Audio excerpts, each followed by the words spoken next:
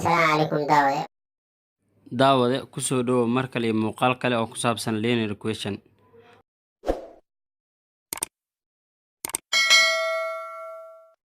Waxaan rabaa tusaalahan inaan kugu tuso saddex tiro oo wadarteeda ay siinayso 30. tan oo kale waa iska fudud waa soo saari karaa oo 30 soo maaha saddex tiro isku xigto 30 toban haddaan dhaho macquul maahan inay isku xigaan qasab ah. marka hal xaba gadaal u degan hal xaban hore ugu darsan marka waxay noqonaysaa 9 10 iyo 1. marka saddexdaas hadaa isku darno oo sandiif loo qaadan ano 9 lagu daray 10 lagu daray 12 waa 30 waa sida aan rabnay sax waay. sidaa darteed markii qaarkiis waxaa laga yaabaa tirooyinka inay intaan ka bataan. hadday intaan ka bataan maxaan sameynayaa? hadday intaan ka bataan waxaan sameynayaa waxaa jirto equationka gaar ahaan linear equationka waa loo isticmaalaa. tusaale ahaan saddex tiro oo wadartooda ay tahay waxaa la yidhaha sheeg saddex tiro oo isku xigta oo marka la isku daro keenaysa 120. sheeg saddex tiro oo isku xigta oo marka la isku daro keenaysa 120 digo qabsan haddaan waqtiga lumay. marka waxaa leenahay markii la dhisayo equationkan oo kale waxaa muhiim ah in aan naqaano equationka sida loo dhisayo. marka rabo equationka inaan dhiso waxaan ku dhisayaa waxaan ogahay horta saddex tiro oo isku xigaan. tusaale ahaan 9 iyo 10 12 saddex tiro isku xigta Soomaa. haddii kan aan dhaho x kan x ma dhigi karo marka ilaan halo dheeray Soomaa. kan ku xiga waxaa la x + 1 kan waxaa la waa x + 2. tusaalaan x waxaa haysta 9 laba ku sidar 11 sidaas waa. marka equation sidan oo kale marka la dhisayo waxaa waajib ah in lagu dhiso x iyo x variable kan ugu horeeya waxaa u qaadanaynaa x kan ku xiga waxaa u qaadanaynaa x + 1 kan ku sii xiga waxaa u qaadanaynaa x + 2. haddii afar tiro laga dhigi ka waran waa ku sii daraa waxaa la x + 3. haddii shan tiro ay noqon x + 4 sidaas u socon doonaa. ugu xasuusnaaw kan ugu horeeya wuxuu noqon doonaa x kan ku xiga wuxuu noqon doonaa x + 1 kan ku xiga wuxuu noqon doonaa x + 2. sidaas darteed aan ka shaqeyno masaladan aan dhahano tusaale waxaa leenahay x lagu daray x + 1 oo lagu sii daray x + 2 waxay kula mid tahay wadartu waxaa lii sheegay meeqa waa 120. sidaas darteed waxaa leenahay meeqa x hataalo wixii x sidaas ku dara markaa waa 1 2 3 waxay noqon doonaan 3x. inta hal waxaa ku dartaa 2 ku dar waxay noqon doonaan 3 = 120. saddexdan iska wareejina waxay noqon doontaa 3x = 120 kan soo wareeji -3 labadana kala jara 3x = aan leeyahay 120 waxaa ka jirta 3 waa 117 inta waxaa u qaybinaynaa 3 intan waxaa u qaybinaynaa 3 das ndiif soo qabsato aan geliso 117 oo loo qaybiyo 3 waxaa ku soo bixi doonta 39. sidaa darteed x waxay kula mid noqon doontaa 39. sidaa darteed x kan soo hero waa tirada ugu horeyso hal la ku dar waxay noqon doontaa x + 1 waxay noqon doontaa waa 39 hal ku sii dar waa 40 tirada ku sii xigtana hal ku sii dar 41. aan tijaabiyo marka 39 oo lagu daray 40 oo lagu daray 41 inay kan 120 la rabaa. sheeg saddex tiro oo isku xigta oo kisi ah marka la isku daro keenayso 57. intaan example-ka gudagelin ka hor waxaan idin xasuusiyo hal mar tii hore waxay ahayd tirooyin caadi iska ah saddex tiro isku xigteed 1 2 3 saddex tiro sidaas iskugu xigo. marka waxaan ku dhisayn equationka waxaan dhihi jirnay x tan labaad waxaan dhihi jirnay x + 1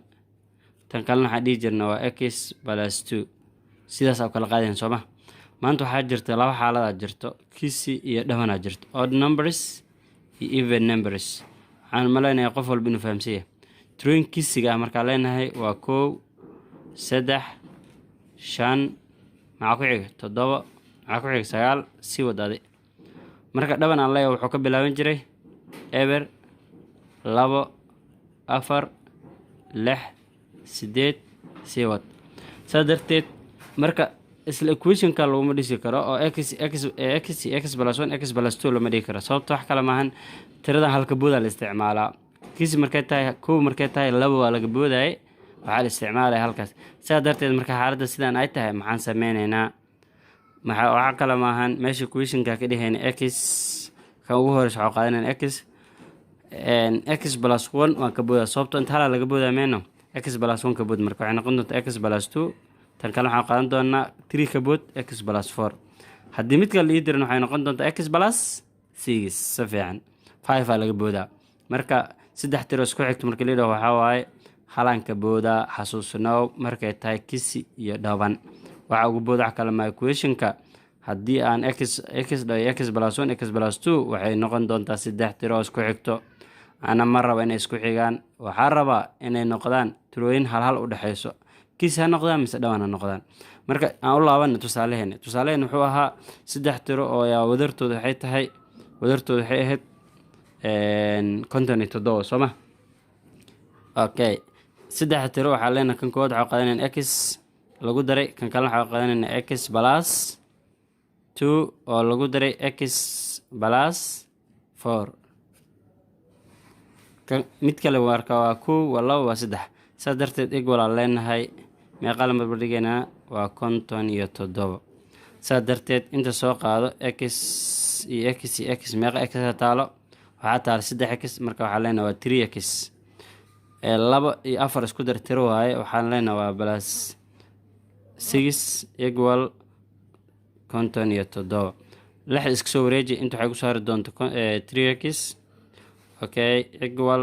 57 inta ii taalay lix soo wareeji waxay noqon doontaa balasa ku joogto minus 6 ay noqon doontaa waayahay labadan kala jar 3x equal 57 haddii 6 laga jaro waxay noqon doontaa 51 أنا waxaa u baahanaa x inaan soo saaro saan x soo saaro waxaan sameynayaa meel walba waxaan qaybanayaa 3 inta waxaan qaybanayaa 3 oo isla bixi doonaan inta waxay ku saari doontaa x equal 51 waxaa u qaybsaa santiibo daasted 51 loo qeybiyo 3 u qaybi waxaa soo baxday 17 oo tirkiisi ah waa sax tirkiisiga ku jirta 7 waa tirkiisa waa sidaa darteed tirada ugu horeysa maadaama kiisi ay tahay x plus x halana soo baxday kan labaad waxay noqon doontaa x plus 2 sooma 17 waxaa ku sii x plus 2 afwan x plus 2 waxay kula mid noqonaysaa x waxaa haystay 17 waxaa ku sii dartaa 2 waxay noqonaysaa 19 x plus 4 17 oo lagu daray 4 ku sii dar waxay noqon doontaa 21 saa darteed saddexda tiro liider waxay kala yihiin waa 17 19 iyo 21 waana saddex tiro isku xigto waaye aan hubino saddexda tiro aan hubino 17 oo lagu daray 19 oo lagu daray 21 ma keen doontaa 57 sax way keenta marka isku day inaad su'aashan ka shaqeyso oo noo dhici doonto